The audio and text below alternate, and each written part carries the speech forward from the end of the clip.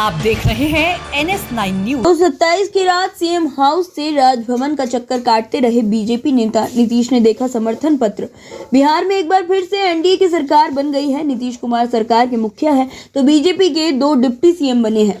फिलहाल दोनों के कोटे से बराबर मंत्री बने हैं, लेकिन इस पर सहमति 27 जनवरी की रात के आखिरी 2 घंटे में बनी। सीएम के इस्तीफे पर एक रात पहले सीएम हाउस से लेकर बीजेपी दफ्तर तक भागदौड़ मची रही, जहां पेच फंसा। दिल्ली तक फोन घुमाया गया। शर्त अंत तक रही कि पहले इस्तीफा फिर मिलेगा समर्थन। महागठबंधन में 3 दिन से खेमेबाजी चल रही थी। मुख्यमंत्री नीतीश कुमार ने 25 जनवरी को एनडीए में शामिल होने के संकेत दे दिए तो बीजेपी में प्रदेश तक से लेकर केंद्र की लीडरशिप एक्टिव हो गई। सबसे पहले बीजेपी ने विधायकों, सांसदों और बिहार से केंद्रीय मंत्रियों को मैसेज दिया।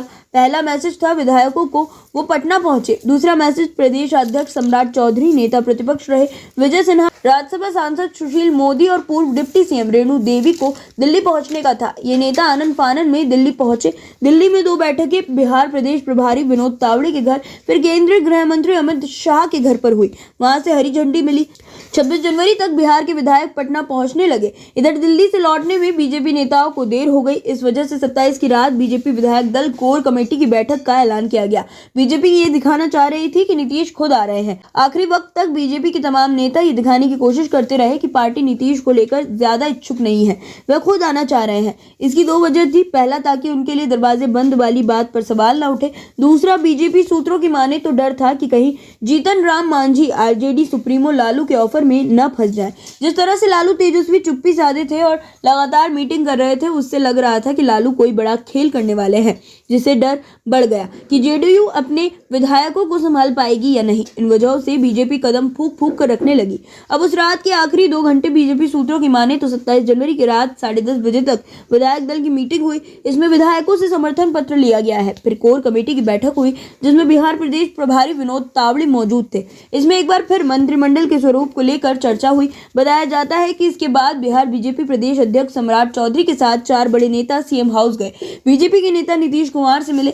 बीजेपी विधायकों को समर्थन पत्र दिखाया और कहा कि पहले आप इस्तीफा दें, इसके बाद हम आपको समर्थन देंगे। बीजेपी अपनी शर्तों पर सीएम नीतीश को मनाना चाहती थी। बताया जाता है कि बीजेपी चाहती थी कि रेणु देवी को सीएम प्रोजेक्ट किया जाए, लेकिन नीतीश नहीं माने। हालांकि काफी हद तक बीजेपी अपनी दूसरी शर्त मनवाने में कामयाब हो गई। जैसे नीतीश की पसंद से हटकर बीजेपी अपने नेताओं को मंत्रिमंडल में जगह देगी। नीतीश चाहते थे कि सुशील मोदी भी डिप्टी सीएम हो। नीतीश से फाइनल बातचीत होने के बाद भाजपा प्रदेश प्रभारी विनोद तावड़े रात करीब 11 बजे राजभवन पहुंचे। यहां पर राज्यपाल राजेंद्र विश्वनाथ आर्लेकर से 30 मिनट तक बात की। फिर फाइनल रूपरेखा बनी कि नीतीश के साथ 2 डिप्टी सीएम होंगे। शपथ लेते समय सरकार में बराबरी की हिस्सेदारी होगी, जबकि जीतन राम मांझी के बेटे को भी मंत्रिमंडल में जगह मिलेगी। नीतीश के दूत बनकर संजय झा पहुंचे बीजेपी ऑफिस। 28 जनवरी को सीएम नीतीश कुमार जैसे ही इस्तीफा देने के लिए राजभवन पहुंचे, वैसे ही नीतीश के करीबी मंत्री संजय झा बीजेपी ऑफिस समर्थन लेने पहुंच गए।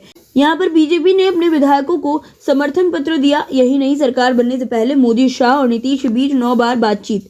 एनडीए सरकार बनने से पहले प्रधानमंत्री नरेंद्र मोदी, गृह मंत्री अमित शाह और बिहार के सीएम नीतीश कुमार के बीच सितंबर से जनवरी तक लगभग 9 बार फोन पर बात हुई। पीएम और सीएम के बीच 3 बार बातचीत हुई। दोनों के रिश्तों पर जमी बर्फ पिघल गई। इसके बाद गृह मंत्री अमित शाह ने मोर्चा संभाला। शाह ने सीएम की शर्तें मानने और लोकसभा चुनाव बाद बड़ी जिम्मेदारी सौंपने के प्रति उन्हें आश्वस्त किया। इसके बाद पार्टी आलाकमान ने बिहार के नेताओं को नीतीश कुमार के खिलाफ आक्रामक रुख अपनाने से रोक दिया। नीतीश को एनडीए का संयोजक भी बनाने पर बातचीत हो चुकी है, पर निर्णय बाकी है। एक बात तय है कि राज्य में सरकार बनने के बाद भाजपा लोकसभा चुनाव में सीएम नीतीश कुमार को स्टार प्रचारक बनाएगी।